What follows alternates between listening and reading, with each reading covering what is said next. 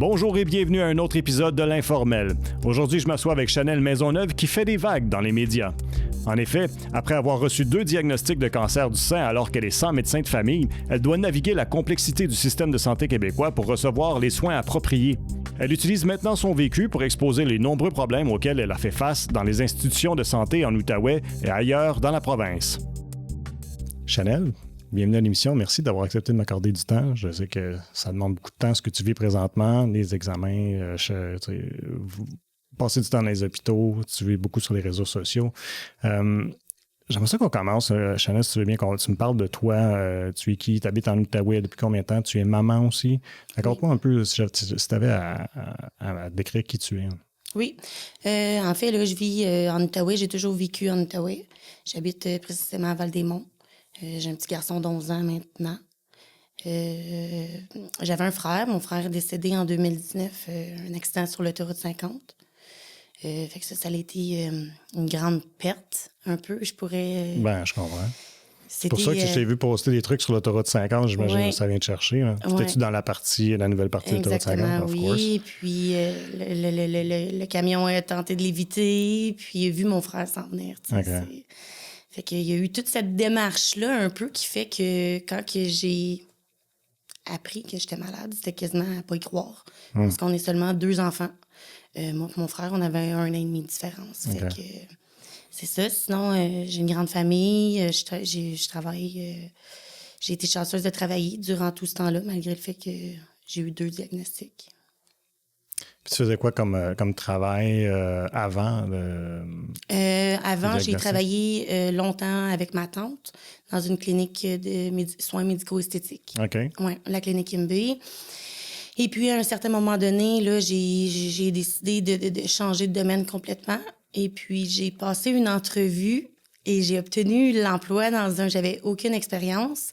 Et puis, quand j'ai eu mon diagnostic surprise de cancer du sein, mais je débutais ce nouveau travail-là le lundi d'ensuite. Fait que ça veut dire pas évident parce que tu vis une adaptation en plus d'avoir une mauvaise nouvelle. Comment ça s'est passé, cette période de temps-là où est-ce que tu commences un nouveau travail, puis là, tu as le stress de tout ça qui arrive aussi? Oui, je vous dirais, quand la journée que j'ai eu le diagnostic cancer du sein, stade 2, stade 3, ça prolifère à 60%. C'était un vendredi 10 mars. Puis je me souviendrai tout le temps, j'étais seule. Moi, dans ma tête, c'était juste j'allais là, on me donnait un rendez-vous, une date pour faire l'opération, pour enlever la bosse qu'on disait que j'avais, tu sais. Je mangeais un muffin. Quand la docteure est rentrée, elle était un peu sous le choc. Dans le fond, d'être obligée de m'annoncer ça parce que c'est pas du tout dans ses tâches à faire, là. Elle opère, c'est une spécialiste. Fait que quand elle m'a annoncé ça, je pense que j'étais carrément dans le déni, tout simplement. Elle voulait me signer 1 an de congé, puis j'étais comme, je commence mon nouveau travail lundi, je peux pas. Fait que elle a pris le temps de m'expliquer tout ça, tu sais, puis j'ai été chanceuse. Aujourd'hui, je suis capable de réaliser que c'était pas dans ses tâches du tout, là, de m'expliquer ça. Elle, là, c'est comme, elle était surchargée, mais j'ai parti cette journée-là, puis j'ai été dans le déni. Oui, j'ai été dans le déni, je voulais pas y croire. J'ai senti une énorme pression, justement, parce que mon frère était décédé, que là, j'étais la dernière enfant, mes parents, qui venaient tout juste de prendre leur retraite. C'est des gens qui ont travaillé, tu sais, à la lettre, là, la génération, là, d'être 30 minutes à l'avance, puis toujours là, jamais en congé. Là, je me disais, ça l'a fait comme une pression, tu sais. Je me disais, oh my God, je peux pas croire que je vais perdre mes cheveux, puis il faut que j'aille en chimiothérapie. Puis tu as une super mauvaise nouvelle à annoncer à tes parents qui, eux, ont vécu le deuil de perdre un enfant déjà quelques années avant. Fait que c'était beaucoup, c'est beaucoup le déni, je pense, qui m'a guidée dans les premières semaines de tout ça. OK. Mais si tu veux bien, j'aimerais ça qu'on recule. À quel moment est-ce que tu as réalisé qu'il y a quelque chose comment est-ce que tu as découvert? Est-ce que tu t'examinais toi-même ou par hasard, tu es dans la douche, tu te laves, là, oh, c'est bizarre, c'est quoi ça? Je me souviendrai tout le temps, là, c'était au printemps, là, c'était avril-mai. J'étais dans la douche, puis je me suis lavée, puis j'ai senti une bosse. À ce moment-là, j'avais plus de médecin de famille. Mon médecin de famille que j'avais eu depuis que j'étais tout petite était parti à la retraite. OK. Là, j'ai senti une bosse. Ça faisait pas mal. Il fallait vraiment toucher pour le sentir. Fait que, tu sais, à ce moment-là, j'avais 28 ans. Mon frère, il venait de décéder. J'avais fait la liquidation de la succession. Fait que j'étais encore, tu sais, dans tout ce... Je me disais, voyons, ça peut pas arriver, là, quand même. Mais J'ai fait des démarches qui étaient très difficiles à trouver un rendez-vous sur Clic Santé pour avoir un rendez-vous d'urgence, comme dans des cliniques comme Medigo ou ces choses-là. Fait qu'à un moment donné, là, je pense que c'était le 22 mai, j'ai obtenu un rendez-vous là, à Medigo. Et puis, j'ai rencontré un médecin d'urgence. Lui, il pouvait pas m'en dire ben plus que ce qu'on voyait. Il m'a envoyé voir une radiologiste. À ce moment-là, là, j'ai passé mammo-écho en juillet 2022. Et puis, étant donné, à ce moment-là, il y a eu une erreur de diagnostic en juillet. Ça a été évalué comme un fibroadénome, puis ça aurait dû être évalué comme un cancer, en fait, une masse potentiellement maligne. OK. Comment c'est? Ils me disaient que c'est un fibroadénome. Fait que ça, c'est comme donc, une bosse anodine. Oui, exact. Okay. Fait qu'à cause de ça et à cause des délais d'attente qu'il y avait pour les biopsies, on m'a fait attendre 3 mois pour réévaluer cette bosse-là parce qu'elle, elle disait que c'était bénin. Okay. Fait qu'elle, elle disait, si on voit que ça grossit, ben on ira en biopsie. Fait qu'ils m'ont envoyé pour une deuxième écho dans 3 mois. Ça s'est passé en novembre 2022. À ce moment-là, la masse, elle avait grossi. Fait que là, ils m'ont envoyé en biopsie. La biopsie, je l'ai passée en janvier 2023. Puis je vais toujours me souvenir parce que moi, j'étais quelqu'un comme tout le monde, là.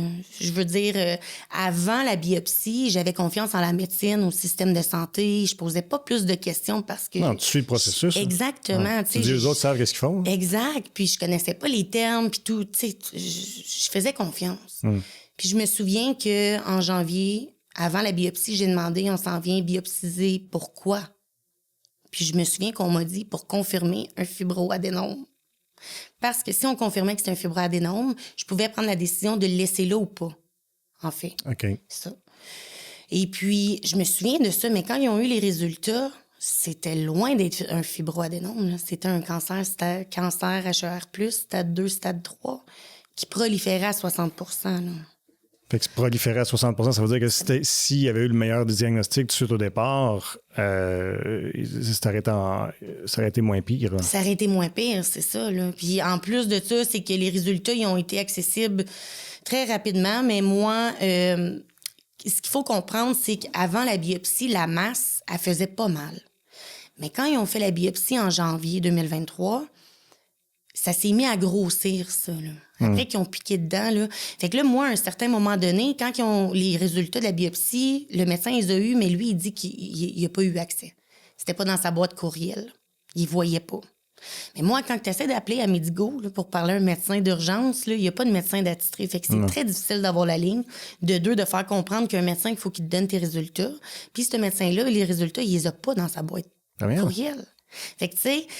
Fait qu'en tout cas, j'ai eu un message vocal le 6 mars 2023, qui était un lundi, du médecin de Medigo qui me dit « Écoute, Chanel, je les avais pas tes résultats, mais j'ai été les chercher. T'as un canalaire infiltrant. Il faudra l'enlever étant donné ton jeune âge. Je t'envoie voir une chirurgienne pour l'enlever. » Ça, c'est le lundi qu'on me dit ça. Fait que, tu sais, moi, encore là, sa voix est pas... Jamais je m'attendais d'avoir un cancer. Oui, puis un canalaire infiltrant, j'avais aucune idée de ce que ça voulait dire. Pour moi, l'intonation... De un, je pensais pas qu'on pouvait annoncer un cancer sur un message vocal. Là. De deux, son intonation de voix, jamais j'aurais pu juger que ma vie était pour prendre toute une tournure. Fait que moi, je suis restée un peu dans l'ignorance 4 jours, jusqu'à temps que le vendredi, je rencontre la chirurgienne, puis qu'elle me dise « Écoute, t'es complètement à l'autre bout de la plaque, là. » C'est de la chimio adjuvant. Ça veut dire qu'habituellement, c'est pas tout le monde qui a de la chimio avant l'opération. Okay. Mais moi, c'est que ça avait tellement été échappé longtemps qu'ils pouvaient pas opérer. Il fallait qu'on fasse de la chimio. Pour réduire avant d'enlever. Pour réduire la tumeur avant de l'enlever, c'est ça. OK. Ouais. Wow. Quand tu as eu le message vocal, est-ce que... à ce moment-là, j'imagine que ça ne te préoccupait pas tant que ça encore. Non. Parce que moi, étant de nature plus stressée, j'aurais été googler le terme. J'aurais cherché tout de suite, OK, c'est quoi ça, tu sais. Mais toi, dans ta tête, c'était juste, OK, c'est bon, on va aller voir ça, puis tu l'as pas. Okay. À l'époque, j'étais comme ça, J'étais, Ce qui est comprenable. Mais, fait qu'une fois que tu as eu la nouvelle pour le cancer, qu'est-ce qui se passe dans ta tête? Ce qui se passe, c'est que je t'en maudis. De ne pas l'avoir su avant, j'imagine. Je t'en maudis parce que ça fait presque 1 an qu'on me guide, qu'on m'envoie faire des rendez-vous, puis qu'on me dit que je suis correct. Puis là, du jour au lendemain, on me dit « T'es pas correct, mais t'es encore moins correct. Là. Tu vas perdre tes cheveux, tu vas perdre un sein, peut-être 2. Cancelle tous tes projets pour la prochaine année. Ta vie va chambouler. Hey, écoute, là, tu me niaises. » Quand j'arrive en oncologie, la première fois que j'ai rencontré mon oncologue, j'étais enragée, je veux des réponses. Mais à l'époque, je comprends pas que c'est pas sa job de m'expliquer ce qui s'est passé. Lui, c'est de me sauver parce que c'est urgent. Là. Ouais. Mais est-ce que tu reçois cette nouvelle-là, est-ce que ta préoccupation, parce que je peux imaginer que ça peut se passer un peu de 2 façons. Il me semble, puis, tu sais. Donc, en nous, je sais pas, je dirais pas qu'on m'annonce un cancer, personne ne veut ça, mais est-ce que tu vas avoir une réaction du genre, tu sais, ben là, ils t'ont dit que tu vas perdre tes cheveux, mais est-ce que tu as une réaction de genre, je vais être obligé, mettons, de me faire enlever les seins? Ou, ou je vais-tu perdre mes cheveux? Ou je vais-tu. Ou bien si ta réaction, c'est genre, tout ce que je veux, c'est m'en tirer, je veux survivre, ça. T'sais. Ah non, à l'époque, c'était beaucoup. Je pouvais pas croire que j'étais pour perdre mes seins, que mes cheveux, j'ai perdu mes cils, j'ai perdu. Tu sais, c'était beaucoup par rapport à l'apparence physique, parce qu'au-delà de ça, quand j'ai eu la nouvelle, il faut comprendre que je venais de changer d'emploi, que j'avais pas commencé cet emploi-là encore. Quand on dit que l'argent fait pas le bonheur, c'est parce que c'est complètement faux. Là, parce que moi, ce que j'ai découvert dans le système de santé, tout est une question d'argent. Fait qu'à l'époque, j'avais comme plus réellement d'emploi ou peu importe. Exemple, je suis pas capable de débuter le nouvel emploi. Qu'est-ce que je fais? 70% d'un salaire.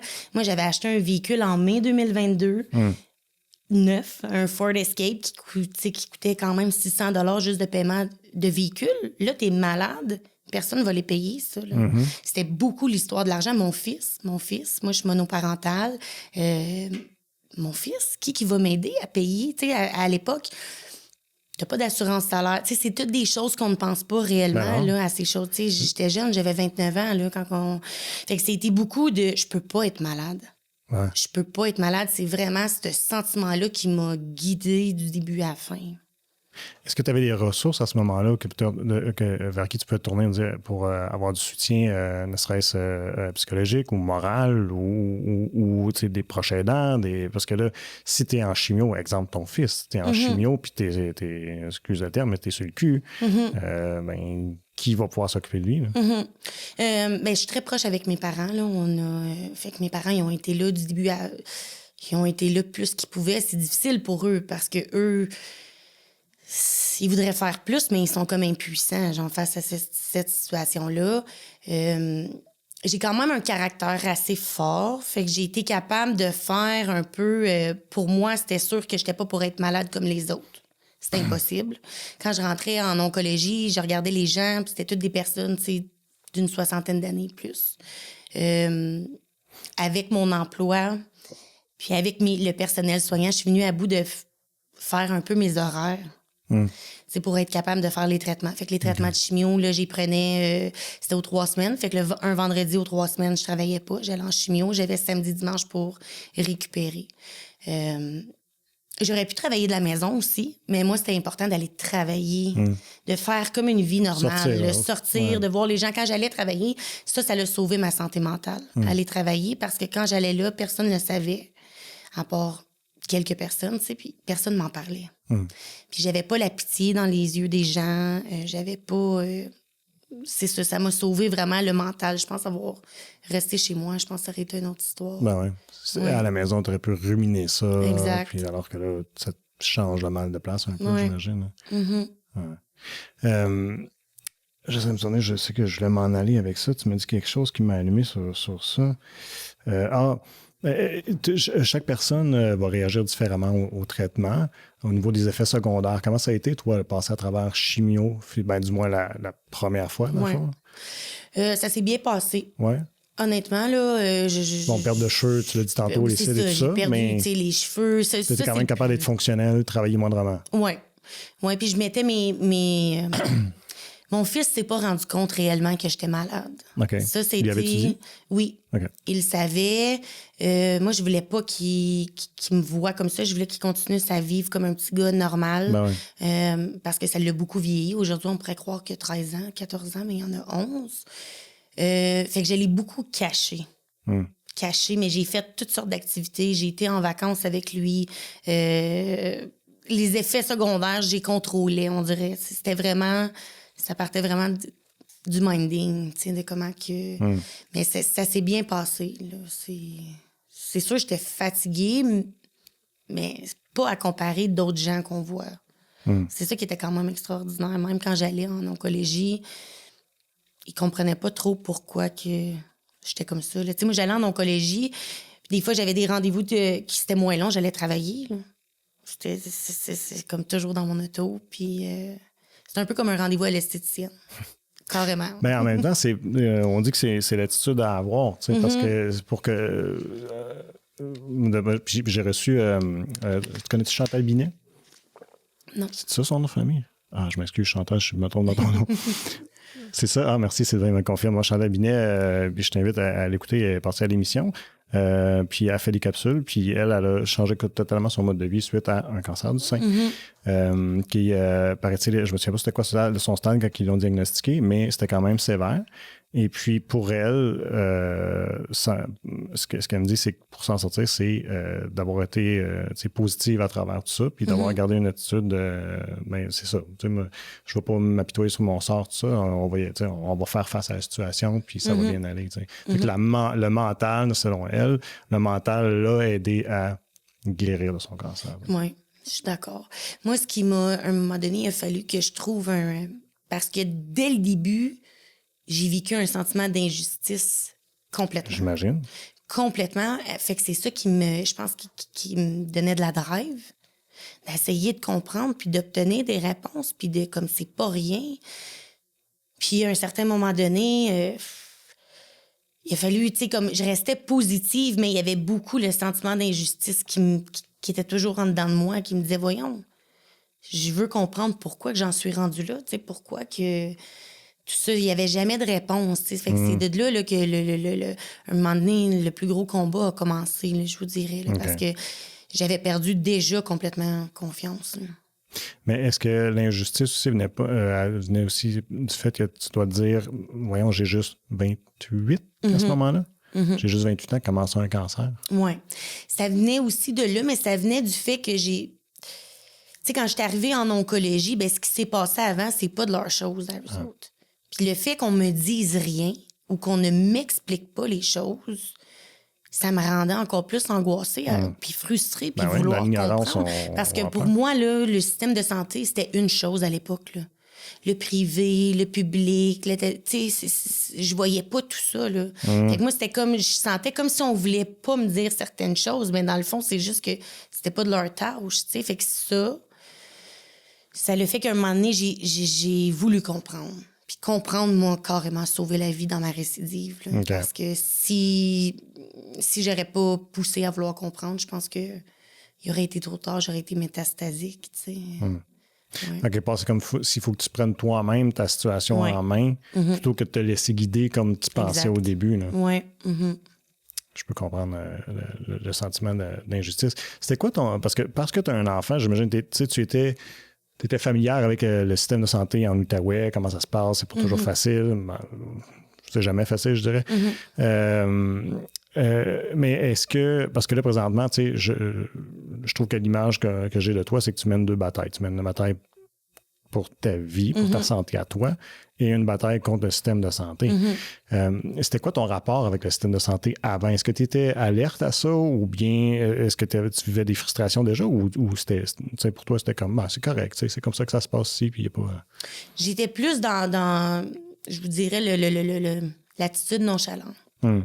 C'était pas quelque chose qui... Tu sais, c'est sûr que ça m'interpellait là, quand il y avait des histoires qui sortaient un peu du lot. Tu sais, je portais attention, mais j'étais jeune, je réalisais pas, tu sais, ça m'importait un peu, tu sais, comme je me disais, c'est comme ça ici, on va en Ontario, j'habitais à Val-des-Monts, fait que ça me prenait 1 heure me rendre à Chio, tu sais, avec mon fils, mais j'y allais quand même, tu sais. J'étais beaucoup dans la société, comme on pourrait dire, comme mouton, là, qui suit, puis qui pose pas trop de questions, puis puis c'est quand que j'ai tombé malade que j'ai réalisé, puis j'ai eu à faire face à cette attitude-là autour de moi.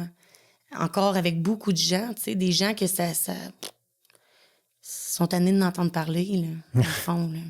Quand j'ai décidé de prendre parole au mois de mai, c'est parce que j'avais tellement vécu. Écoutez, j'ai des listes, là. Moi, j'ai commandé mes dossiers médicaux, je les ai lus, je les ai analysés, j'ai fait des démarches.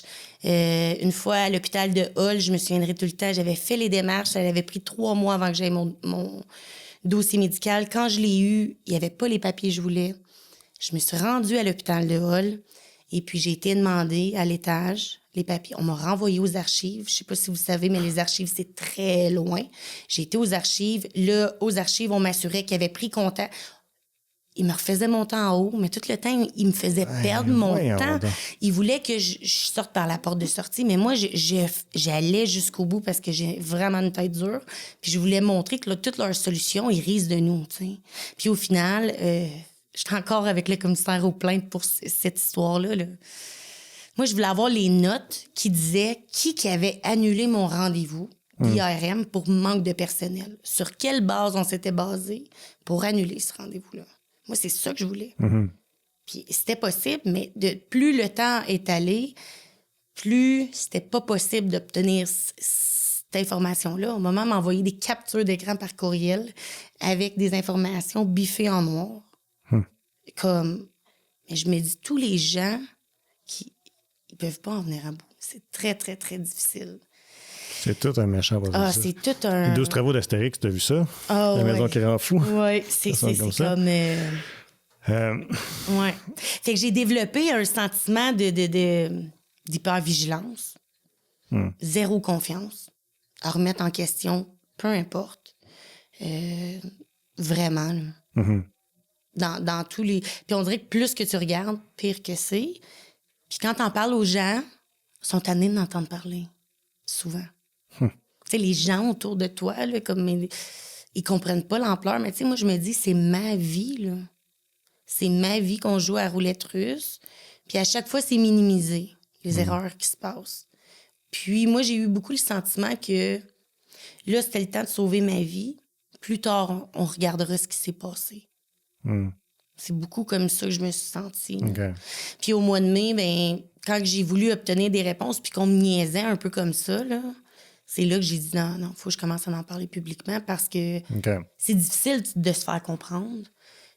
Fait que les gens qui sont malades puis qui n'ont pas nécessairement la capacité que moi j'avais d'assimiler toute l'information, de faire des recherches, de comprendre le fonctionnement, justice, ils l'obtiennent jamais, là. Puis pourquoi, quand tu les rencontrais, tu penses que tu avais juste le minimum d'informations ou pas toute l'information? Est-ce que c'est faute de temps? Est-ce que c'est genre, c'est pas ma job, c'est pas dans le cours de l'autre? C'est quoi selon toi?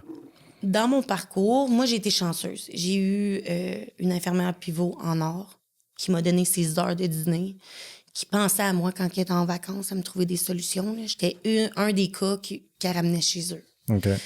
La chirurgienne que j'ai eue, Dr. Roy, c'est la meilleure qu'il y a.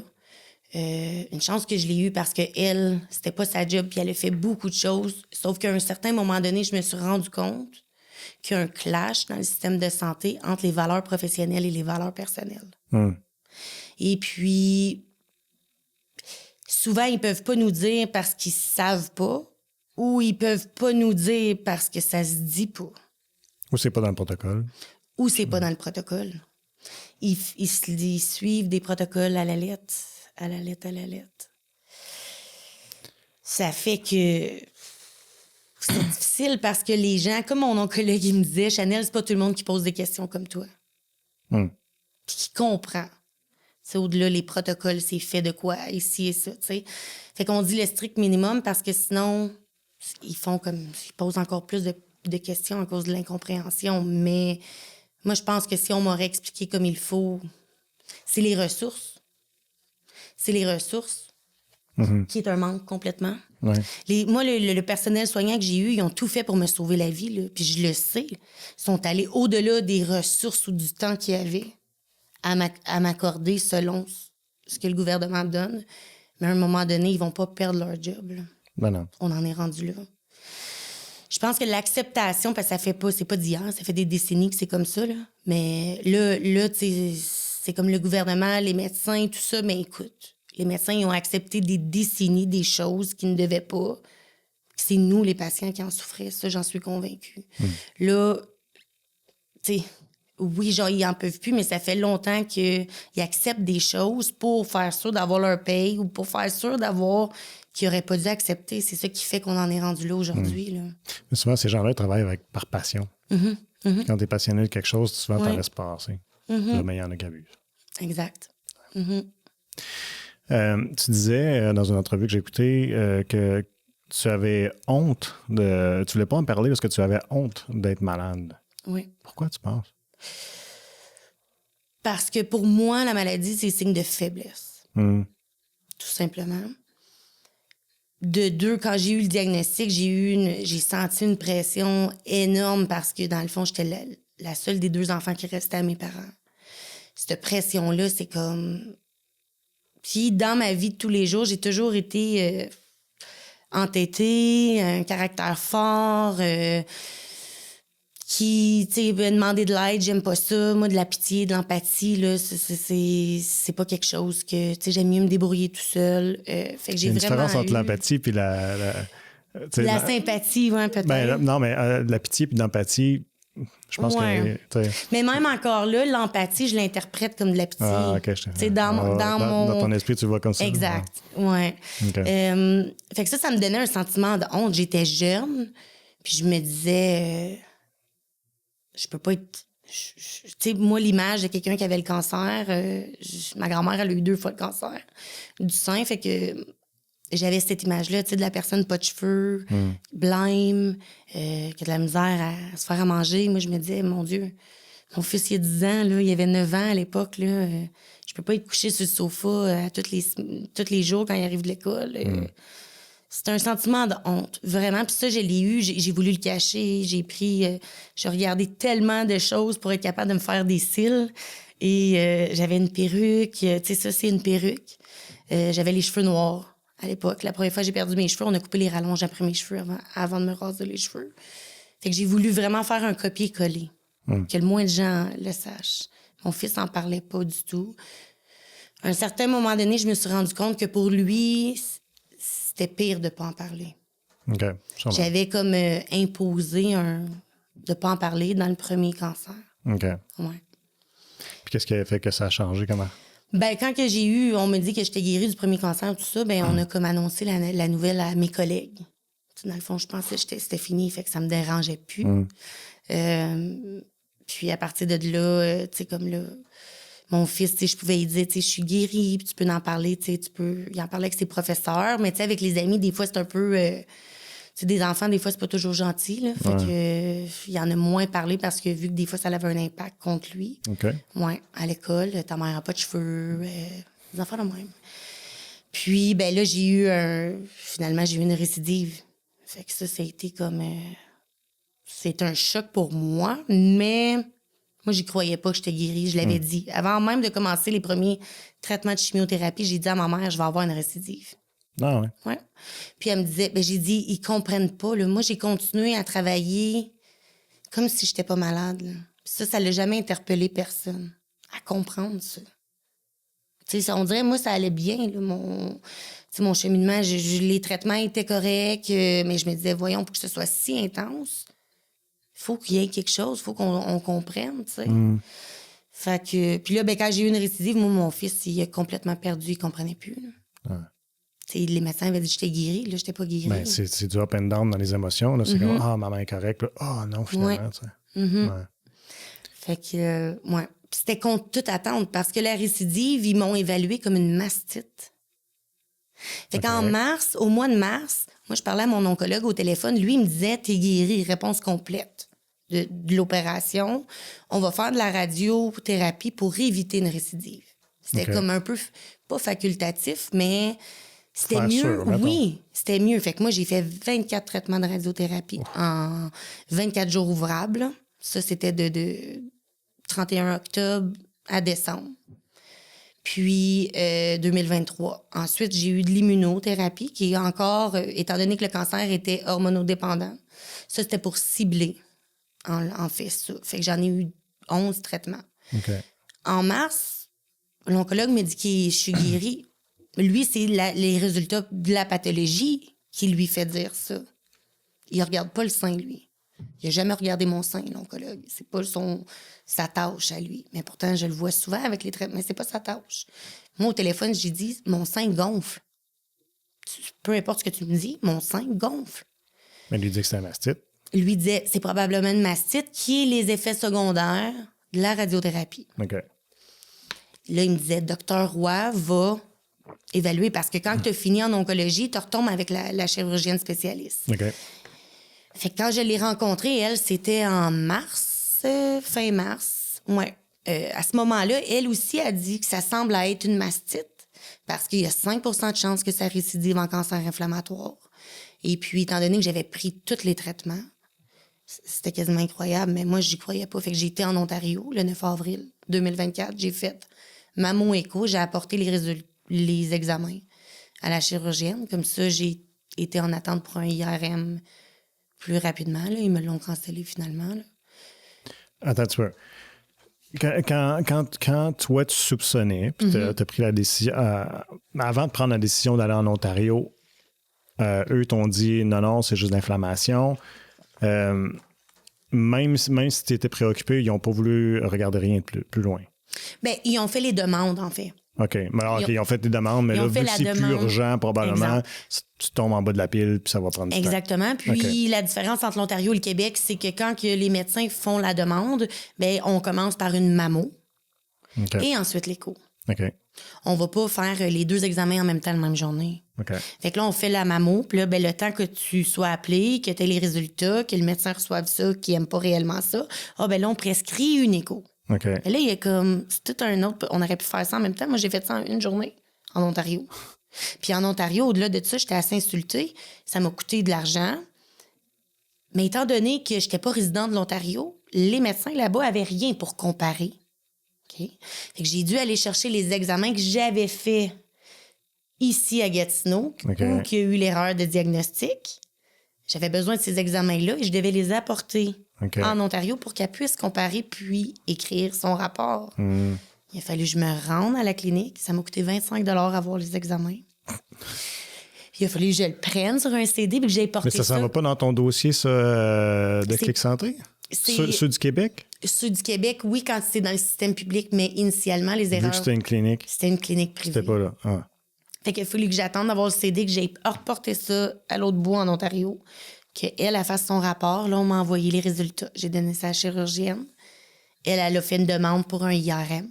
Okay. Parce qu'un IRM au privé, là, ça n'existe pas. Tu sais, j'ai suivi, il y a des gens qui disaient « va au privé, va au privé, va... » Tu peux avoir des mammos. Il y a des examens qu'on peut avoir au privé. Il y en a d'autres qu'on peut pas. Là.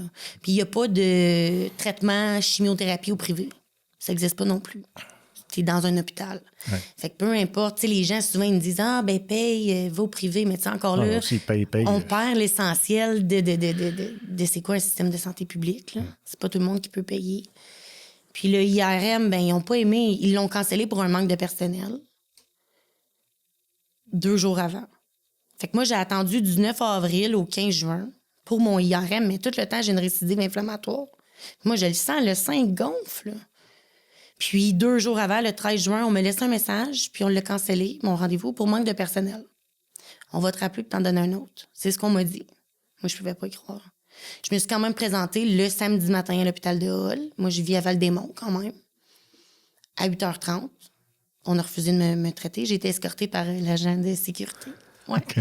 La petite fille pauvre, elle était toute seule. Mais j'ai demandé que la technologue, là, qu'elle vienne. Puis ils ont refusé de me... Puis j'avais une récidive inflammatoire. On le savait pas, mais moi, je me sentais. Là. Fait que ça a été reporté 15 jours plus tard, le 30 juin. Ils ont fait l'IRM, ils n'ont pas aimé ce qu'ils ont vu. Ils m'ont envoyé en biopsie. Le 15 juillet, j'étais en biopsie. Puis le 23 juillet, j'étais dans le bureau de la chirurgienne qui m'annonçait que j'avais une récidive. Encore là, c'était pas à elle de faire ça, encore une fois, là.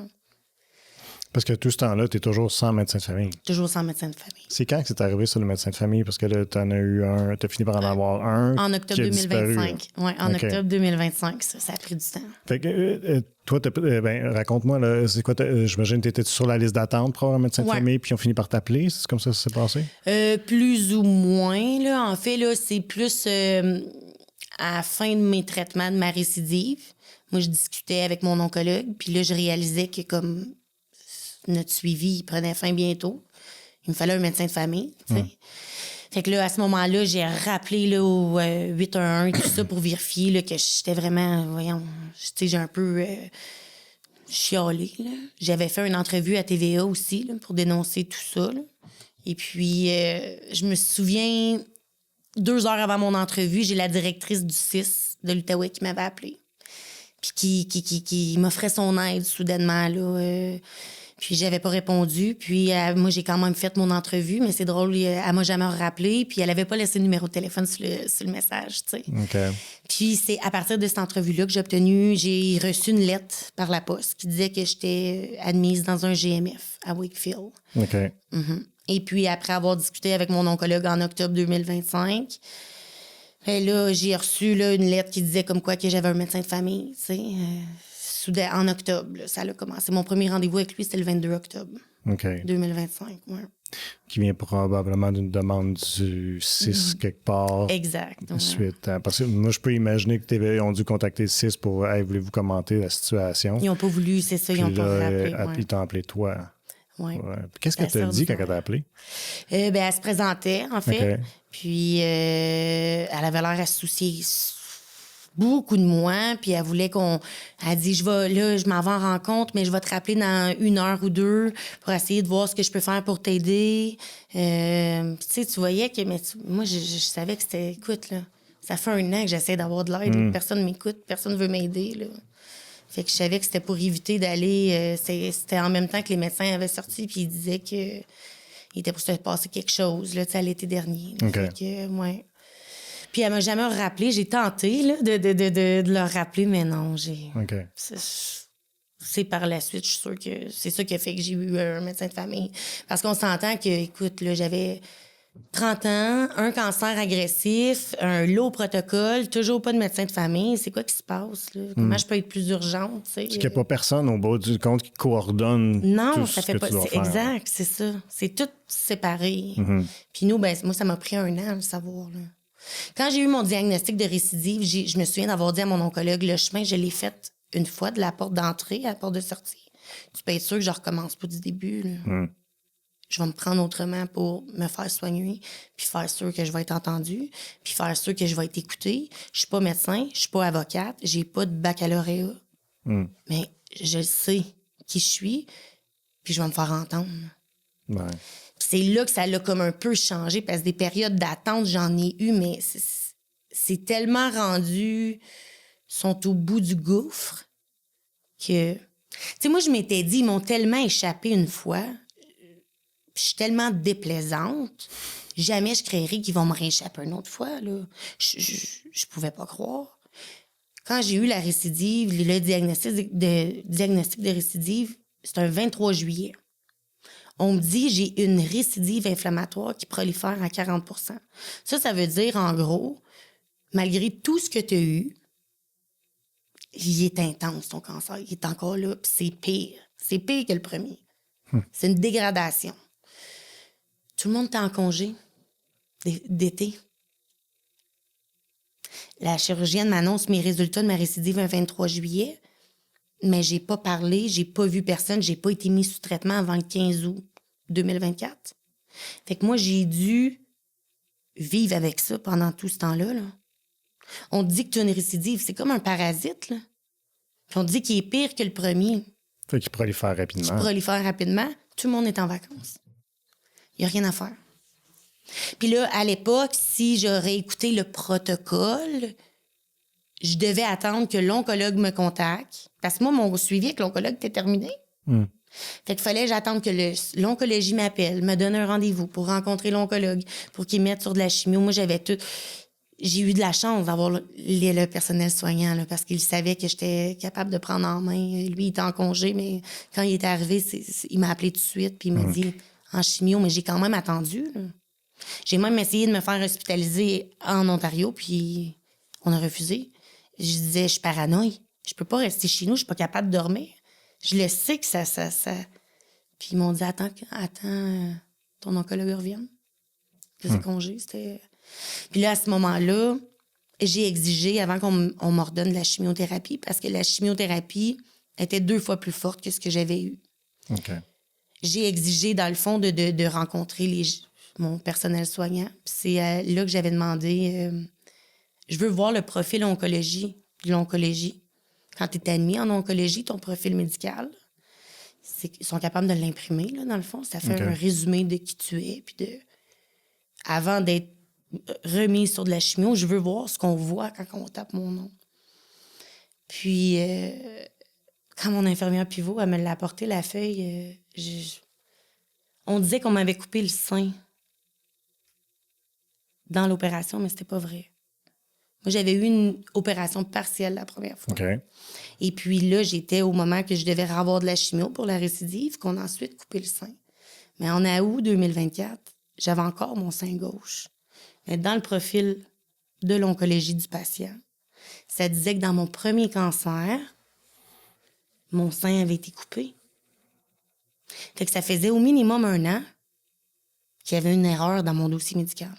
Puis ça, je m'en suis rendu compte parce que il y avait ça. Mais pourquoi j'ai demandé à mon infirmière pivot ce matin-là, imprime-moi ça, c'est qu'elle m'avait appelé pour me parler des résultats. Puis au téléphone, je me souviens, j'étais à Québec avec mon fils.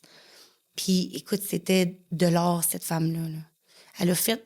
Mais ça faisait 2 fois que quand elle me parlait, c'était comme si elle pensait que le cancer était dans l'autre sein.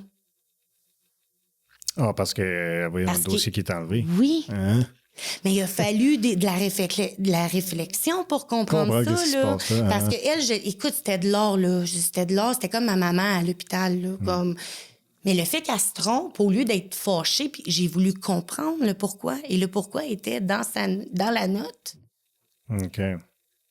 Mais tu sais, ça, c'est parce que j'ai développé l'hypervigilance, puis du... tu sais, de paranoïa, là, de tout regarder. Mais tu sais, moi, je me disais, mais là, encore là, c'était pas si grave, l'erreur, tu sais. Moi, je trouvais que c'était quand même grave. Je me disais à quel point il y a d'autres choses qui s'est passées que, comme, j'en suis pas consciente, tu sais. Ouais. Puis là, pour revenir à ton médecin de famille qui serait là pour coordonner tout le truc, raconte-moi ce qui arrive après le temps des fêtes. Oui. En fait, là, moi, j'étais toute contente. J'ai le médecin de famille, je le rencontre. J'ai eu une super belle rencontre avec lui. C'était la première fois depuis longtemps que je me sentais écoutée comme ça. OK. Carrément. Puis j'y ai déballé un peu toute mon histoire, tu sais, puis il prenait les notes, puis pas de problème. Et lui, il m'a carrément dit, dans mon profil oncologique, c'était quasi impossible d'avoir un scan TEP. Parce que ça valait trop cher, ou les listes d'attente, là. C'était impossible quasiment d'avoir cet examen-là. Là, okay. C'est quoi cet examen-là? Ça, c'est un scan de tout le corps. Oui, OK. Puis c'est très difficile d'obtenir ça. Et puis lui, je l'ai rencontré pour la première fois le 22 octobre. Et le 28 octobre, j'étais dans un TEP scan. Fait qu'encore là, j'ai pas trop compris, mais tu sais, j'étais correct. Il m'a envoyé faire des prises de sang qui a révélé un dérèglement hormonal. Il m'a prescrit un médicament pour régler ça le temps qu'on trouve la cause, la source de ça. Et puis ça, ce médicament-là, il est venu un peu jouer là, sur mon cycle menstruel. Fait que moi, ça m'a comme fait un peu angoissée dans le temps des fêtes. Fait qu'en janvier, j'ai appelé à la clinique pour savoir si c'est normal ou d'avoir un rendez-vous avec lui. La jeune fille m'a juste répondu qu'il était disparu.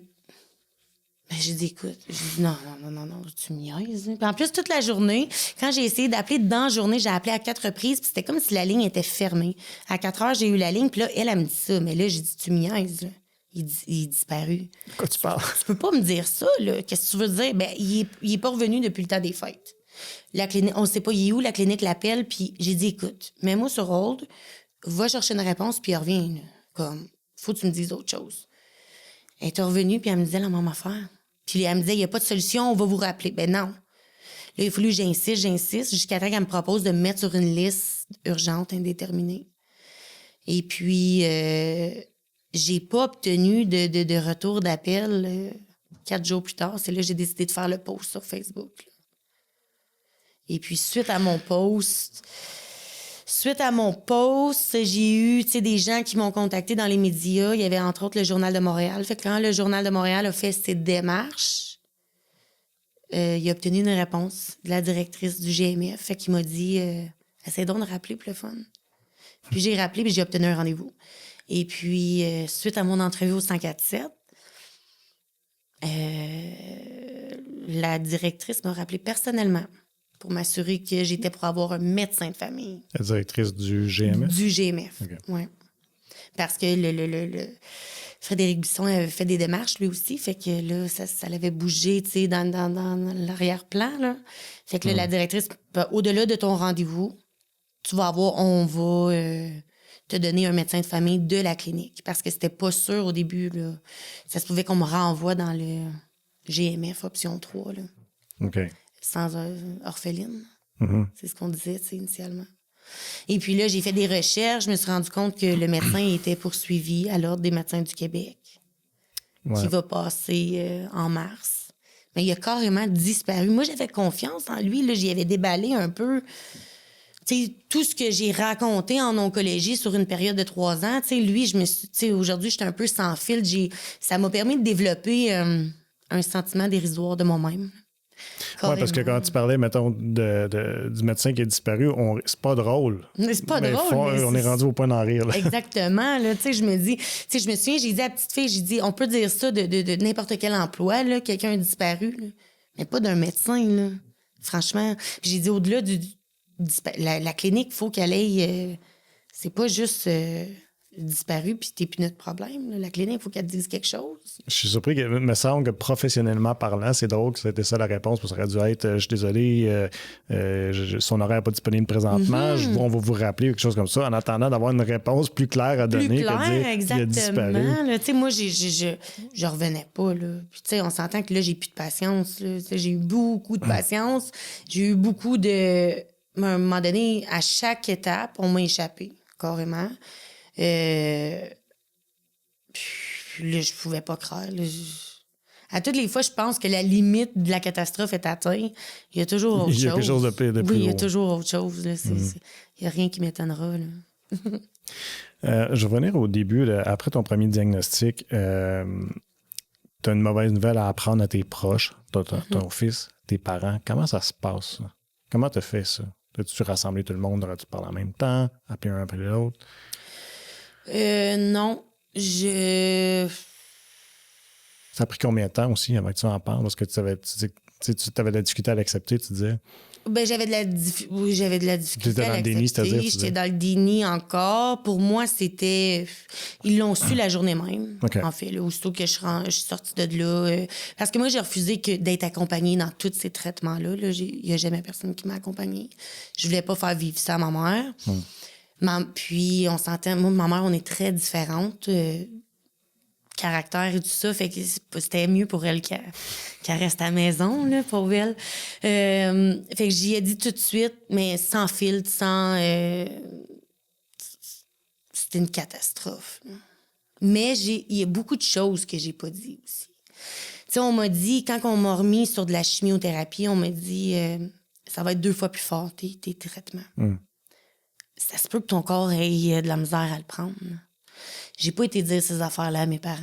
Tu sais, j'aimais mieux. Moi, je faisais tout le temps comme sérénité, tout allait bien. Même, j'ai des collègues qui m'ont entendu à 104.7. Un collègue, entre autres, puis il est venu me voir, puis il pouvait pas croire que j'avais vécu tout ça quand j'étais assise à côté de lui. Chanel, il dit « Hey, c'est ma collègue, ça. » Parce que c'était vraiment... Tu sais, j'étais toujours de bonne humeur. Jamais j'ai laissé parce que si on me posait la question « Qu'est-ce que tu as? » j'étais obligée d'expliquer ce que j'avais. Fait que, tu sais, pour moi, c'était... mais c'était difficile, la récidive, mais encore là, j'ai retourné travailler. Après le diagnostic. Puis j'ai encore... c'était comme j'avais pas le choix de le faire. Fait que... Mais c'est ça que tu as fait la première fois, fait qu'autant autant de le refaire. Tu sais, je me disais, tu sais, mais là, je pensais que c'était pour être plus difficile. C'est un petit peu plus difficile, là, pour le corps. Mentalité, c'était comme si je continuais à faire ce que j'avais fait, là, dans le fond. OK. Ouais. Mais à ce moment-là, j'ai eu un suivi. Là, j'ai écouté mon infirmière pivot parce qu'elle m'a tellement aidée. Puis on avait un nouveau psychologue en oncologie à l'hôpital de Gatineau. Okay. Un nouveau service qui existait là, depuis... c'était en février, je pense. Ouais. Et puis... non, je pense que c'était en octobre. Ouais, d'octobre à février. En février, il est parti. Et puis, par reconnaissance, par gratitude, tu sais... je me disais ça pouvait pas faire de tort, mais moi, j'ai jamais cru dans ces choses-là, le psychologue, puis te confier, puis tout ça. Okay. Non, pas du tout. J'ai pas été élevée comme ça non plus. Fait que... mais là, parce que j'avais beaucoup de gratitude, puis tout ça, je voulais montrer, tu sais, que j'étais capable de faire autre chose, tu sais, qui était... Fait que j'ai rencontré le psychologue. J'ai eu 3 rencontres avec lui. Et puis, avant les fêtes, avant les fêtes, ma 4e rencontre avec... Première chose qu'il m'a dit, c'est qu'il s'en allait. OK. Il partait. À cause de ce qui se passait avec là, avec les situations des médecins. C'est vrai, je voulais t'en parler. Tantôt, je dis c'est un stress qui se rajoute. Tu vois la loi 2 qui s'en vient, puis là, des médecins que ça s'en va, puis tu as besoin, toi, d'un suivi avec un doc de famille. Puis là, tu perds ton psychologue aussi. J'ai perdu mon psychologue. Puis là, je me disais, oh my God. Je revenais pas qu'il me dise ça de même, là. Puis il me disait carrément qu'il s'en allait à cause que... Ça, c'était avant là, que ça commence à brasser. Là, parce que là, lui, là, il n'y avait plus de budget. Puis ce qu'on y offrait, c'était... Fait qu'il est parti juste de même. Puis je l'ai jamais revu. Mais tu sais, je venais de déballer quand même toute ma vie. Sauf moi, j'étais plus dans un autre optimisme. Moi, avec lui, je faisais valoir tout ce qui faisait pas de sens. Toutes les injustices, toutes les incohérences. Je disais ça avec lui. Ouais, c'est comme ça que je suis venue à canaliser un peu ma rage que j'avais parce que mes parents, ils en ont mangé un coup, là. Eux, là, chaque jour, tu sais, moi, je suis vraiment proche d'eux autres. Fait que tous mes états d'âme, c'était toujours avec eux, là, que je parlais de ça, là, toutes les choses qui faisaient pas de sens. Mais tu sais, encore là, qu'est-ce que tu veux qu'ils te disent? Ouais, mais au moins, prête une oreille, Mais des fois, c'est juste ça que t'as besoin aussi. C'est ça, c'était difficile, genre, avec eux. Fait que j'arrivais avec le psychologue, mais je revenais pas. Il est parti juste comme ça, puis on n'a plus entendu parler. Un autre disparu. Ouais, un autre disparu. Ouais, j'étais comme, mon Dieu, je pense que je suis pas arrivée là. Drôle, tu sais, comme, mon Dieu. C'était quelque chose. Puis ensuite de ça, j'ai perdu mon infirmière pivot. OK. Elle a quitté, elle a eu, tu sais... Elle a eu une opportunité d'aller ailleurs, mais elle a pris sa retraite en santé, du système de santé. Puis ils ont perdu quelque chose de... C'est une perle, cette femme-là. Là. C'est quand on dit que la vocation, là, écoute, elle a passé des heures à vouloir m'expliquer, puis à toujours venir à bout là, de faire en sorte que je sois capable d'être ici puis de discuter genre, avec toi là, aujourd'hui, parce que sinon, je pense pas... écoute... Peu importe quand je l'appelais, elle m'appelait. Avec des conseils, Ouais. Quand est venu le temps où tu as décidé de dévoiler ton histoire sur les réseaux sociaux, est-ce que tu as hésité? Est-ce que tu as eu des craintes de ça va être quoi, la réception des gens? Oui, parce qu'initialement, dans le fond, quand j'ai décidé de prendre parole, c'est au moment que je me suis rendu compte que l'histoire de la justice. Parce que, tu sais, il y a de l'injustice dans le système de santé, mais le système de justice, il y a de l'injustice également. Là. En fait, moi, j'ai porté plainte à l'Ordre des médecins du Québec. Il y a eu 3 erreurs reconnues. Les médecins ont avoué. Étant donné que, techniquement, ça n'avait pas été échappé sur si longtemps, à ce moment-là, les cabinets d'avocats me représentaient, mais pas à pourcentage. Il fallait que je débourse minimum 40 000 OK. pour m'imaginer avoir un sentiment quelque peu de justice. Et puis, fait que ça, c'était une chose, j'étais vraiment insultée. Fait que ça m'a guidée dans mon parcours de récidive, cette injustice-là. Et puis, j'ai récidivé dans le délai de prescription de la loi. Parce que dans le fond, quand tu te rends compte que tu as été victime d'erreur médicale, il y a un délai de prescription de 3 ans. OK. Fait que tu dois intenter des poursuites avec des avocats dans ce temps-là. Fait Fait que là, on s'entend que moi, ben OK, c'est ce que je veux faire, mais là, on me dit ça va te coûter 30-40 000 pour commencer, là, parce qu'on y va pas à pourcentage, parce que ça a été échappé 10 mois. Quand j'ai eu une récidive, c'était dans le délai de prescription. Les mêmes cabinets d'avocats, maintenant, voulaient me représenter à pourcentage. Okay. Les erreurs médicales ou les poursuites restent pour les mêmes choses.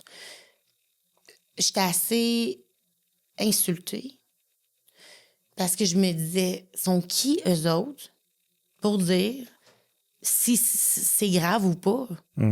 Pourquoi il a fallu que je perde un sein, que j'ai d'autres traitements de chimio pour que je sois entendue et reconnue? Il y en a plein de gens que c'est comme ça. Fait que c'est là que j'ai décidé de prendre parole. Fait que j'ai commencé à prendre parole, puis j'ai ouvert un GoFundMe. Oui. Pour être capable de débourser. Parce que quand on représente à pourcentage, il y a quand même un 10 à 20 000 que ça te coûte. OK. Et puis, le reste, ça va être le pourcentage de ce que tu gagnes, tu sais. Mais on s'entend que comme, OK, mais là, on ouvre un GoFundMe, mais là, il y a eu un paquet d'histoires, là. Il y a eu, tu sais, comme moi, c'était pour payer les frais d'avocat, mais c'était difficile.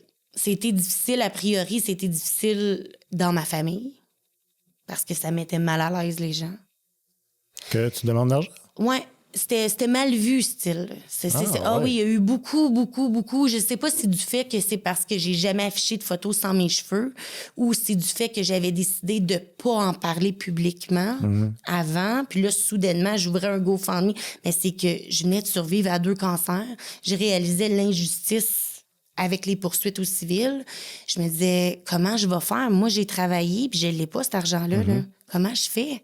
Imagine quelqu'un qui est pas capable de travailler. C'est là, ça. puis... Moi, je me suis toujours mis dans la position d'une personne, pas dans ma position, mais militer pour les autres. Parce que je me dis, si moi, je n'ai pas l'argent, les autres, ils l'ont encore moins. Là. Fait que j'ai ouvert le GoFundMe, j'ai expliqué, tu sais, un peu l'histoire. C'était difficile dans ma famille. Je vous dirais, puis ça, c'était une genre de thérapie que j'ai fait avec moi-même. Tout ce parcours-là m'a permis d'être quelqu'un de mieux aujourd'hui, je vous dirais. Mais j'ai eu beaucoup de peine parce que dans ma famille, on a une grande famille. 12 cousins, cousines. J'ai milité, puis il y en a qui n'ont pas répondu présent. Il y en a même un qui m'a dit de me fermer à boîte, en d'autres mots. Là, ça y tapait ses nerfs. Là. Puis là, je me suis rendu compte que je perdais l'essence du combat que je voulais faire parce que là, je devenais que j'étais fâchée contre lui, puis fâchée contre elle, puis fâchée pour les gens qui me soutenaient pas. Fait que, tu sais, j'ai continué à... Quand même, j'ai changé comme la voix, peut-être, là, la façon que je l'expliquais parce qu'à un certain moment donné, ça stagnait, puis ça faisait... Mon fils a même eu des insultes. Ah, ta mère a pas d'argent, elle fait un GoFundMe. Quand j'ai publié sur Facebook mon GoFundMe, l'école de mon fils m'a téléphoné pour, me demander si mon fils était au courant. Mais là, moi, je me disais, pourquoi je mettrais ça sur Facebook s'il ne sait pas? Puis de 2, c'était pour... eux, ils pensaient que je faisais ça parce que j'avais besoin d'argent pour nourrir mon fils. C'était perçu comme ça, là. Et non pour les avocats faire reconnaître mes droits. Il y a même des fois, j'ai été dans des endroits, je me souviens, une fois, il y a eu un party de famille, puis j'étais arrivée avec mon véhicule que j'avais acheté en sachant pas que j'avais un cancer. Quand j'ai eu un cancer, j'étais obligée de le payer pareil, là. Puis je me souviens, il y a eu des commentaires, « Ah, elle a bien un beau véhicule. » Comme si le fait que j'avais été malade... Mais écoute, ce char-là, j'avais signé le contrat avant. Écoute, le fait que j'ai été capable de le payer, c'est ça qui est incroyable. J'ai travaillé. Mais là, on reliait ça, la demande d'argent. Ouais, Puis, écoute, ça m'a comme carrément dépassé. Mais à un moment donné, je me suis dit, t'es plus forte que ça, tu sais.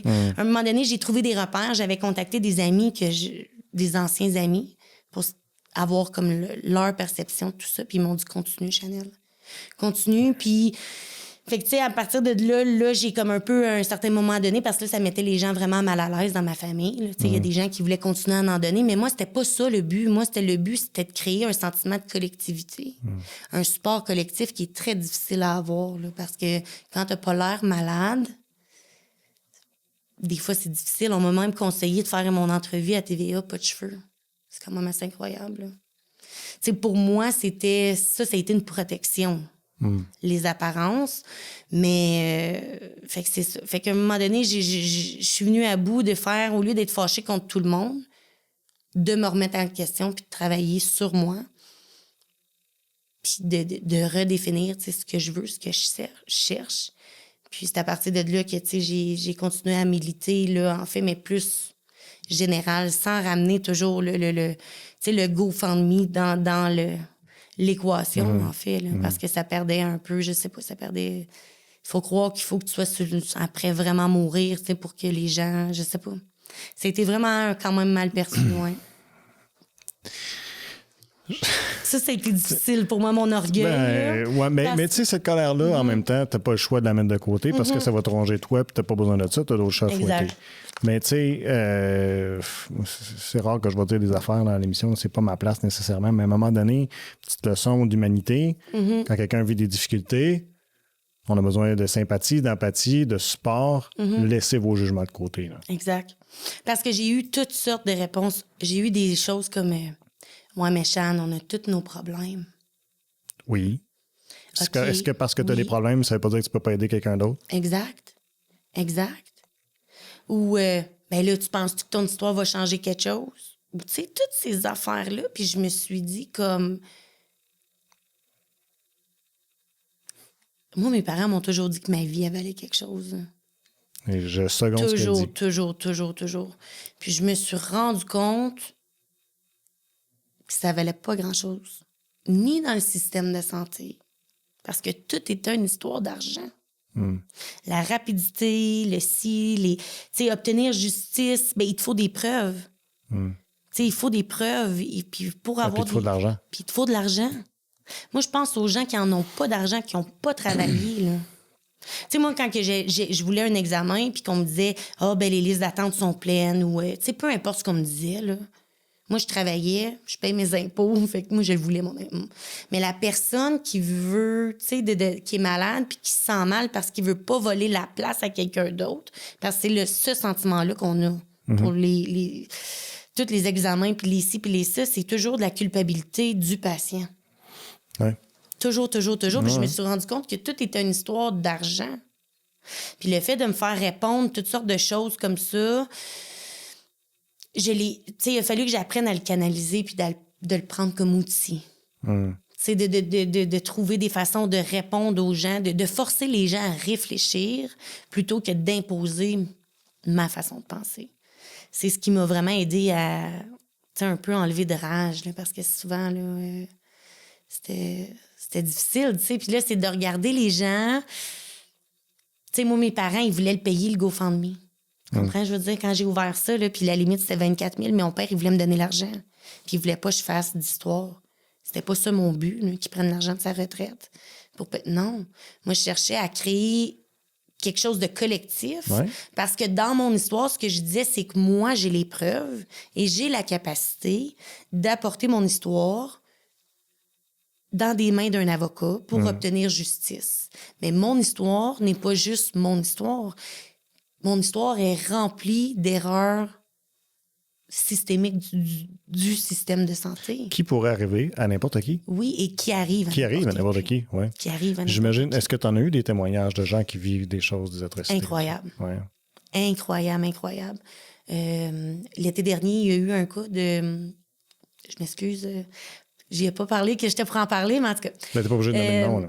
Nomme pas de nom. Non, mais il y a eu un cas de bactéries mangeuses de chair dans le lac Saint-Pierre. OK. Et puis, ça m'a vraiment touchée parce que, tu sais, moi, maintenant, tout ce qui est juridique, politique, médical, ça m'interpelle. Puis cette histoire-là m'a beaucoup interpellée quand ça s'est passé. Et puis, je sais pas, la vie, comment elle est faite, il m'a contacté, lui, en décembre.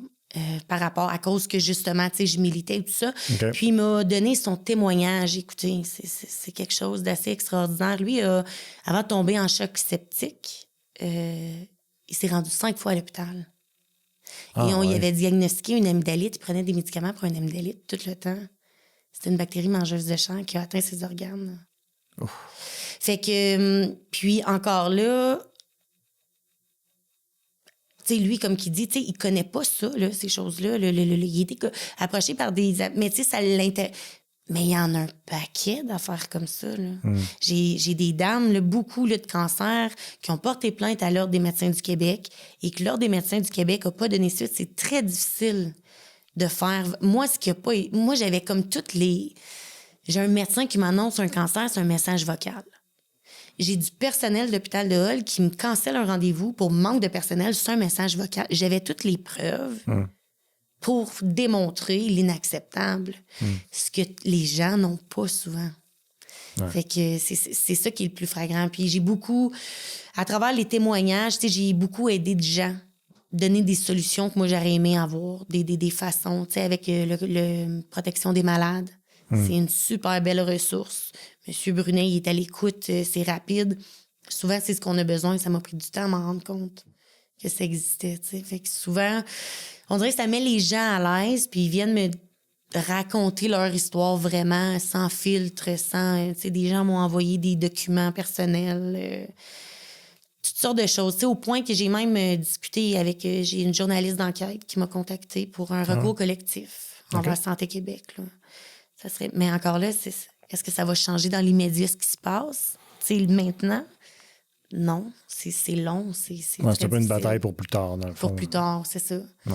C'est-à-dire qu'on n'a pas rien fait, mais pour les gens qui souffrent présentement, je regarde tout ce qui se passe avec le gouvernement, on pitche la balle à qui la faute, mais il y a des gens qui ont des retards de diagnostic pendant ce temps-là. Il y a des gens qui vont mourir, qui n'auraient peut-être pas dû mourir, là, pendant qu'on s'estime puis qu'on fait des si, puis... Ça coûte de l'argent, ça, je me dis, tu sais. Ça coûte de l'argent, puis ça revient à ce que tu as dit tantôt. Tu as dit, ma vie, elle a une valeur, mais la vie de chacun a une valeur. Exact. Ça n'aurait pas été pris à la légère. J'ai reçu un ancien conseiller, un ancien politicien municipal, puis il disait que il y avait une conversation avec un politicien qui est au fédéral sur, je me souviens même pas c'est quoi le sujet, mais ce que j'ai retenu, c'est le politicien au niveau fédéral, il dit attention, il ne faut pas que tu prennes les gens comme étant... faut pas que tu prennes des choses aussi personnelles. Il ne faut pas que tu penses à la personne. Il faut que tu penses plus collectif. Puis, puis il a répondu quelque chose que j'aimais. Il dit non, il dit c'est là que tu fais erreur. Il dit tu fais erreur parce que chaque personne fait la collectivité, puis chaque personne est une importance. C'est pas, dans le sens que, en d'autres mots, c'est pas des numéros. Exact. Puis c'est souvent comment est-ce qu'on se sent, puis particulièrement en Outaouais. Ah, c'était pour les familles sans logement, ça? C'est vrai, il dit ça. OK, bon, tu vois. Fait que c'était dans ce contexte-là, tu sais. C'est ça. Puis moi, c'est ça qui m'a freiné beaucoup mon côté émotionnel de mon histoire. Là, maintenant, j'ai appris, j'ai eu le temps, j'ai eu tout le temps. Écoutez, j'ai eu 2 cancers dans les gens, d'habitude, ils en ont 1. Là. Fait que moi, j'ai eu tout le temps d'apprendre, prendre des notes, puis de comprendre comment ça fonctionne. Puis je me suis rendu compte que tant aussi longtemps que tu parles de toi et de ton histoire, ça avance moins vite. Okay. On comprend moins, on minimise plus.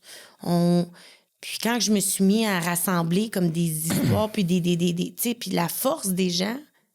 Ah, ben là, c'est moins difficile à dire que t'as pas raison. Parce que, tu sais, faut comprendre que moi, je me suis ostinée avec tous mes médecins. Mais j'étais qui pour m'ostiner comme ça? Là? J'étais qui pour remettre en question tout ce qu'ils me disaient? C'est difficile, là, tu sais, dans le fond, là, c'est l'oppressé. Tu sais, ils te regardent, eux, sont pas... J'ai été chanceuse d'avoir des médecins qui ont pris le temps, mais j'aurais pu en rencontrer d'autres qui auraient dit... T'es qui, là? Qu'est-ce que tu fais, là? Ben, la confiance en soi, il faut que tu la développes. Il faut que ce soit solide, là. Quand que... Écoute, moi, on me disait que tout était correct, puis je revenais avec d'autres réponses, puis pour qu'on m'explique encore plus, là. C'est pas tout le monde qui est capable de faire ça, tu sais. Puis je me dis, il y a tellement de choses qu'on ne sait pas. Fait que ce qu'on sait puis ce qu'on entend, c'est parce que c'est rendu grave. Ça fait longtemps qu'il y a des choses qui sont cachées puis que... Ouais, il y en a plein d'autres que c'est encore sous couvert puis on sait pas. À travers ben, premièrement, où est-ce que tu en es présentement? Parce que là on t'a réassigné un nouveau médecin de famille. Oui, ben là, la semaine passée, là, suite à mes démarches là, sur Facebook, tout ça. J'ai eu ma rencontre. C'était comme un rendez-vous d'urgence avec un docteur. Et puis... Ah, ben tu l'as rencontré, dans le fond, c'est... la semaine passée. Qu'on devait se voir. Puis que... Ouais. OK. Exact, jeudi. Fait qu'elle, elle a fait, tu sais, elle m'a expliqué, là, elle a pris le temps, tu sais, de m'expliquer tout ça. Elle m'a dit comme quoi que d'ici la fin de la semaine prochaine, un médecin de la clinique était pour m'être attitré comme médecin de famille, là. OK. Là, on est en attente, là, dans le fond, de l'échographie, une échographie, puis d'autres, c'est ça. Puis, au-delà de ça, moi, j'ai quand même, tu sais, quand que je dis que j'ai développé un sentiment de... Quand j'ai eu mon congé en oncologie, étant donné que j'avais travaillé, j'avais des assurances, j'avais l'option deuxième avis. OK. J'ai fait une demande de deuxième avis médical. Puis ça a été fait Harvard Medical School aux États-Unis. OK. On s'entend que les gens qui sont malades, on ne travaille pas, n'ont pas d'assurance, puis ils n'ont pas l'argent parce que c'est 4 500 Canadiens à voir ça. Fait qu'ils ne se rendent jamais là, souvent. Et quand que les deuxièmes avis médicaux étaient revenus, ça diffère de ce qu'on m'a donné comme avis au Québec. OK, attends un petit peu. Ça veut dire que tu as envoyé ton dossier là-bas? Ils l'ont étudié, c'est ça? Oui. Les images, j'imagine, l'imagerie, tout ça? Ils ont étudié la pathologie. OK. Oui. Puis, eux recommandent, ce qu'ils disent. C'est que dans le fond, pour le vulgariser, ici, quand on a coupé mon sein, on a envoyé ça en pathologie. Ils ont regardé ça, puis ils ont dit réponse complète. Okay. Tu sais, avec deuxième avis médical, ils prennent les mêmes échantillons de cellules. C'est les mêmes. Mais vu que c'est envoyé aux États-Unis, eux ont analysé avec leur matériel et eux ont vu une micro-infiltration. Okay. Ce que ça veut dire, c'est que en fait, quand j'ai eu l'opération en février, j'ai eu 11 traitements de Herceptin, qui est de l'immunothérapie. J'ai eu ce traitement-là avec ce que la pathologie disait ici au Québec. Ben là, le temps a passé, mais eux, ce qu'ils ont vu, s'ils auraient vu ça en même... Tu sais, s'ils l'auraient vu comme quand ils l'ont vu au Québec, aurait fallu que j'aie un autre traitement qui est le TDM1, qui est plus agressif. OK. Mais là, étant donné qu'il y a comme un 10 mois qui a passé, que, tu sais, ici, mon oncologue a respecté ce que les protocoles disent. Oui. Sauf que ils n'ont pas vu ce qu'eux ont vu. OK. Est-ce que ça a pris combien de temps, tout ce processus-là? Mais là, dans le fond, ça n'a pas pris de temps, par exemple. Okay. Moi, j'ai décidé d'aller chercher un deuxième avis médical. J'ai commencé ça en septembre. Et puis, il m'avait dit... Je parlais avec l'infirmière attitrée World Care, en fait. Puis elle m'a dit, ben écoute, moi, j'ai dit, combien de temps que ça va prendre? Elle m'a dit, ça peut prendre bien du temps parce qu'au Québec, ils sont slow. Et puis, moi, j'ai dit, j'ai tout. Je peux tout vous envoyer. J'ai tout. Elle m'a dit, parfait, on va rien que faire des updates. Elle dit, si tu nous envoies tout, ça va être fait avant les fêtes. Le 31 décembre, j'ai eu le deuxième avis médical. Puis là, le deuxième avis médical, il dit, elle a eu la bonne chose selon de la pathologie au Québec. Par contre, nous, après avoir réexaminé ça avec nos appareils ou notre expertise, même si elle a eu 11 traitements d'Herceptin, elle devrait quand même avoir le protocole TDM1. Même si ça fait depuis octobre qu'elle a fini ses traitements intraveineux, c'est quelque chose qui est hors standard. Mais étant donné l'agressivité de son cancer, la récidive qui était inflammatoire, la micro-infiltration que nous, on voit, que vous n'avez pas vue, on y donnerait. Mais là, l'enjeu ici, c'est que l'argent, c'est ça l'enjeu. Moi, qu'est-ce que tu veux dire? Eux autres, mettons, ils reçoivent le deuxième diagnostic, ça veut dire que ça va aller à ton médecin de famille, j'imagine que tu as présentement. Non, c'est l'oncologue. L'oncologue, OK. Fait que moi, j'ai déjà rencontré l'oncologue. OK.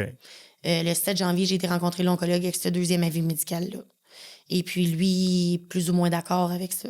Parce que lui, la pathologie du Québec, il a fait la bonne chose, c'est ça que c'est. Le fait de redonner, le fait qu'on donne, tu sais, habituellement, on donne soit l'Herceptin, soit le TDM1.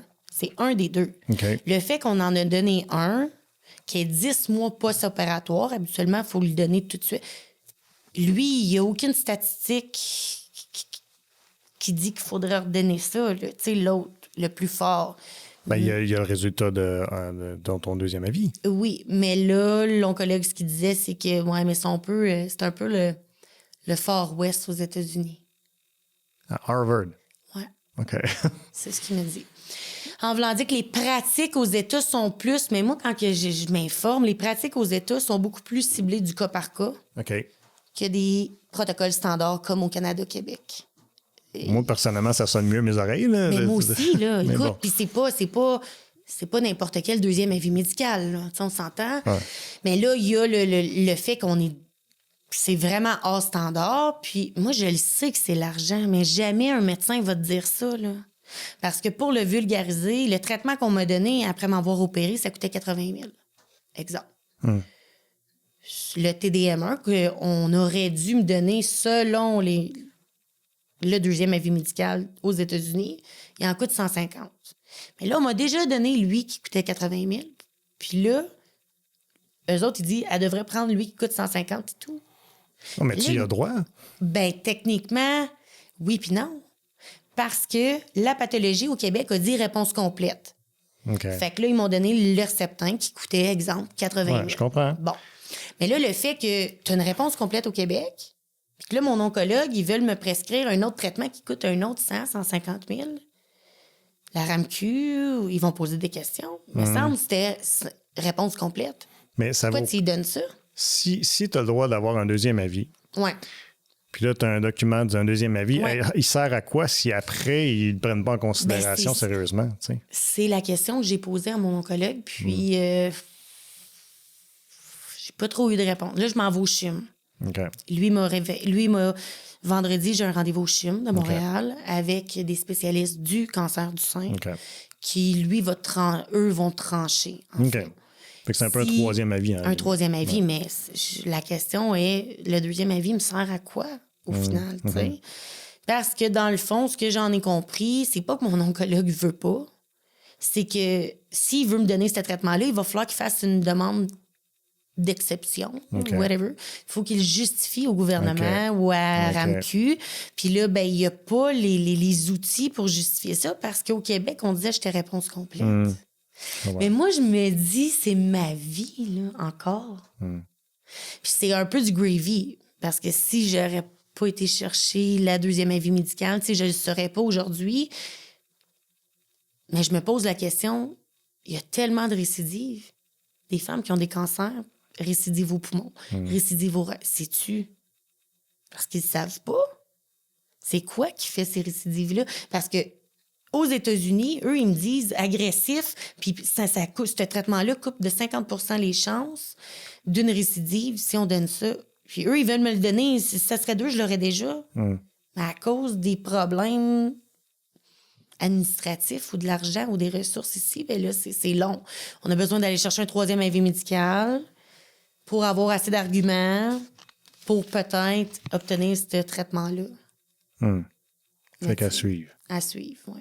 Bon, on va souhaiter des bonnes nouvelles. J'ai hâte d'entendre qu'est-ce qui va se Ouais. passer au CHUM. J'ai envie de te demander, puis on va peut-être terminer là-dessus, parce que je suis certain qu'il y a des femmes qui vont écouter ce témoignage-là. J'ai envie d'entendre comment est-ce que c'est pour toi comme femme, parce que tu es une jeune femme, tu sais, t'es rendu à, je peux te demander ton âge? Oui, pendant 33 ans. J'ai eu 33 ans, bon. 33 ans, à 28 ans, tu as un diagnostic cancer du sein, tu perds tes cheveux, tu perds un sein. Comment est-ce que tu deals avec ça dans le sens que, tu sais, est-ce que tu sais, puis je l'ai entendu, là, pour beaucoup de femmes, ils ont l'impression de perdre leur féminité, ils ont l'impression de perdre leur personnalité. Comment toi, tu as vécu ça, puis comment est-ce que tu as fait pour dealer avec ça? Mais comme je disais au début de notre échange, j'ai travaillé longtemps en clinique soins médicaux esthétiques. Bon, les apparences, c'était quelque chose de très important, là. Je me souviens, j'étais plus jeune, mon père m'appelait déjà Madame Patate. OK? Quand tout ça s'est arrivé, je me souviens, je m'étais convaincue que je me regarderais pas dans le miroir sans cheveux du début à la fin, en pensant que j'aurais juste un cancer. Et puis, je m'étais fait couper les cheveux dans un salon de coiffeur d'une de mes amies. Elle avait viré en envers tous les miroirs. Puis le lendemain matin, première fois, je me suis brossé les cheveux. J'ai perdu la perruque. Puis c'est là que je me suis dit, OK, il a fallu que j'apprenne à m'aimer autrement. Carrément. Fait qu'il a fallu que je fasse beaucoup de travail sur moi-même. Énormément pour être capable d'avancer dans ça. Là. Parce que quand on me regarde ou quand on me regarde le matin, c'est différent. Là. C'est quand même... Fait que j'ai carrément appris à m'aimer, mais autrement, pour la personne que j'étais vraiment. C'était très difficile. J'ai développé un sentiment dérisoire de moi-même, je pourrais dire. Mais tu sais, aujourd'hui, on n'en parle pas de tout ça. Tu sais, moi, j'ai plus de sein il me manque un sein, c'est difficile. Mais il y a un impact aussi sur un paquet d'autres aspects, là, sur la libido. Ouais. Ça coupe la libido. Moi, aujourd'hui, j'ai plus de libido du tout. Je parle avec une de mes amies, puis elle est à 33 ans. Puis moi, je me sens comme une vieille. Là, j'ai plus... Fait que je me dis, ça a un paquet d'impacts, là. J'ai trouvé, pour compenser ça, je suis vraiment dans... Je veux obtenir justice. Je veux démontrer les injustices. Puis je veux permettre à d'autres gens d'avoir la voix qu'ils ont peut-être pas. Peut-être que ça fait que ça compense un peu. Mais tu sais, des fois, je me dis, ça l'a changé beaucoup plus que juste les apparences, là, au-delà de ça, là. Ça vient jouer... J'avais déjà beaucoup confiance en moi, là. Tu sais, j'étais quelqu'un quand même, tu sais, qui s'est jamais fait piler sur les pieds, que beaucoup orgueilleuse, qui va... difficulté avec un nom. C'est une forte personnalité. Je pense que ça m'a aidée. Mais il a fallu que je travaille sur moi. Ouais. Vraiment. Parle-moi des réseaux sociaux, si les gens veulent suivre ton histoire ou s'ils ont des témoignages. T'as parti, c'est Spotted Santé Outaouais, c'est ça? Oui. En fait, en voyant l'ampleur de Spotted soigné au Québec, écoute, il y avait tellement de choses sur ça. Puis je me suis dit, faut que j'arrête de parler toujours de mon histoire. Tu sais, souvent, je raconte toujours mon histoire, pas parce que je veux en parler, c'est parce que je tente d'inciter les gens à raconter la leur. Et puis, je me suis rendu compte qu'il y avait beaucoup de gens que c'était rendu trop gros, Spotted Santé Outaouais, Spotted Santé Québec. Fait que j'ai décidé, tu sais, je me suis dit, là, tu sais, je vais le faire plus petit parce que j'avais été approchée là, par d'autres personnes pour un recours collectif. Fait que j'ai décidé de le créer, ce groupe-là. Puis, tu sais, encore là, j'ai pas de formation pour ces choses-là. Tu sais, les publicités, c'est difficile d'attirer l'attention, de faire comprendre aux gens ce que je cherche à obtenir. Tu sais, en fait, c'est pas... là, tu sais, le groupe, il grandit, mais j'ai l'impression que les gens sont un peu comme... ils partagent pas. Ça les apporte à me partager ou à me contacter en privé. OK. Peut-être que des fois, tu sais, je me dis, ils ont peut-être partagé sur Spotted Santé Québec, ils le font pas, sur Spotted Santé Outaouais, mais tu sais, sont invités, là, le groupe il est public, ils sont invités à raconter leur histoire. Souvent, tu sais, je fais des pauses pour expliquer qu'on n'a pas besoin d'avoir 3 erreurs médicales, une récidive. Oui, mais souvent, on va se comparer, on va se consoler aussi, ou on se dit, ah, ben, tu sais, moi, c'est une petite affaire. Exact. Il y a beaucoup de gens là, qui sont venus me dire, Chanel, mon histoire. Mais écoute, c'est toutes ces petites histoires-là qui fait l'ampleur parce que l'injustice, c'est qu'ils ne sont pas entendus. Tu sais, moi, j'ai eu, depuis le début, je dis, je suis le citron de Santé Québec. Là, parce que j'ai eu la force, écoute, puis j'ai eu tout en même temps. Fait que mon histoire est comme... C'est facile à démontrer, mais il y a tellement d'autres gens qui vivent des choses puis que ça l'a jamais été, tu sais, même écouté ou entendu. Fait que, tu sais, j'invite les gens vraiment à partager. Puis, tu sais, il n'y a pas de petites ou de grosses histoires, dans le fond. Là. C'est vraiment chacun propre à soi. Là. Puis, on le vit vraiment différemment. Puis, autant j'ai eu de la difficulté, mais j'ai eu beaucoup de gens... C'est drôle, hein? Moi, je m'attendais à avoir plus de soutien ou de reconnaissance des gens proches de moi. Et au contraire, c'était des gens que je connais pas du tout, qui prennent le temps de m'écrire, de me donner des conseils, de me donner des solutions. Ça me touche de voir ça, là, parce que c'est quand même long, là. Ils prennent le temps d'écrire, de reprendre des nouvelles, puis tout ça. Fait que, je pense qu'il y a quelque chose. C'est triste à dire, mais la situation actuelle en Outaouais fait que la possibilité d'un recours collectif, c'est possible aujourd'hui. C'est-tu mon histoire qui fait ça? Non, pas du tout. C'est parce que mon histoire est arrivée dans un fiasco qui ne peut plus perdurer, là, en fait. Mais il y a tellement de gens qui vivent des choses que je les inviterais à partager puis de commenter parce que moi, des fois, je trouve que c'est difficile, Je me dis, j'ai pas de formation. Des fois, c'est dur de faire des publicités puis d'attirer l'attention puis de faire comprendre aux gens. Puis je pense que c'est important de mentionner, puis je suis sûr que tu vas seconder ce que je dis, c'est que c'est pas une question de s'attaquer au personnel médical, mais à la machine. C'est le système. Parce que je pense que la grosse majorité des gens qui travaillent dans le domaine de la santé le font avec, comme on disait tantôt, avec passion. Donc, et puis ils vont le faire au meilleur de leurs connaissances. Mais dans tout l'engrenage complexe, je pense que c'est là que les erreurs arrivent le plus. Exact. Puis tu sais, je regarde... moi, j'ai eu la chance, dans ma malchance, d'avoir des piliers. Puis mes piliers, ils ont été l'infirmière pivot, l'oncologue, la chirurgienne. La chirurgienne, quand elle m'a opérée puis elle a ôté mon sein, là, elle n'a pas juste sauvé ma vie, elle a défini ma qualité de vie parce qu'ils ont ôté des ganglions dans mon bras. Okay. Puis ces personnes-là, c'est des humains. Au-delà de... sont tellement rochés, tellement... C'est incroyable. C'est incroyable. Quand mon infirmière pivot, elle a quitté, moi, j'étais heureuse pour elle parce qu'elle était trop bien pour continuer dans ça, là. Moi, j'étais heureuse, autant que ça m'a brisé le cœur parce que j'étais attachée, là, puis c'est pour moi, là, mon bateau, il allait bien quand j'étais embarquée avec elle, mais j'étais heureuse pour elle, tu sais, puis je leur lève le chapeau. Honnêtement, je leur lève le chapeau. C'est pas pour attaquer les personnes dans le... Non, c'est carrément le système de santé qui est pas... Ça fait trop longtemps qu'on enterre.